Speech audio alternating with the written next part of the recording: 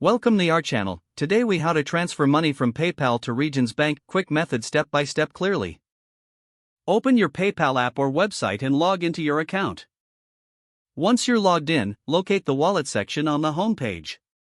Click on the Transfer Funds option. Select Transfer to your bank. Choose your Regions Bank account from the list of linked bank accounts. If you haven't linked your Regions Bank account yet, select Link a Bank and follow the prompts to add it. After selecting your Regions Bank account, specify the amount you wish to transfer. Review the details of your transfer, including any applicable fees. If everything looks correct, click on the Next button. You may be asked to confirm the transaction via a notification or email.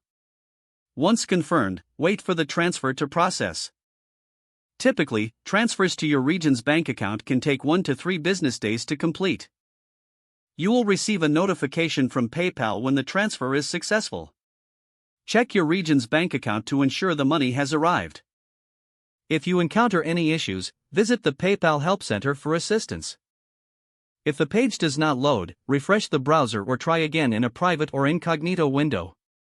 Make sure you are using the correct email address, then retype it carefully to avoid small typos. If your password is not accepted, use the reset option and create a new strong password you can remember. Check your spam folder for verification or security emails, then complete any requested confirmation steps.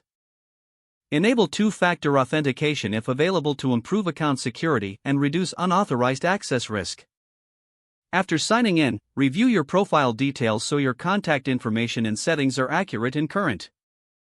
If you see an error message, note it down and try again after restarting your device and internet connection.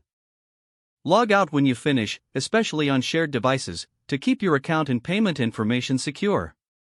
If the page does not load, refresh the browser or try again in a private or incognito window. Make sure you are using the correct email address, then retype it carefully to avoid small typos.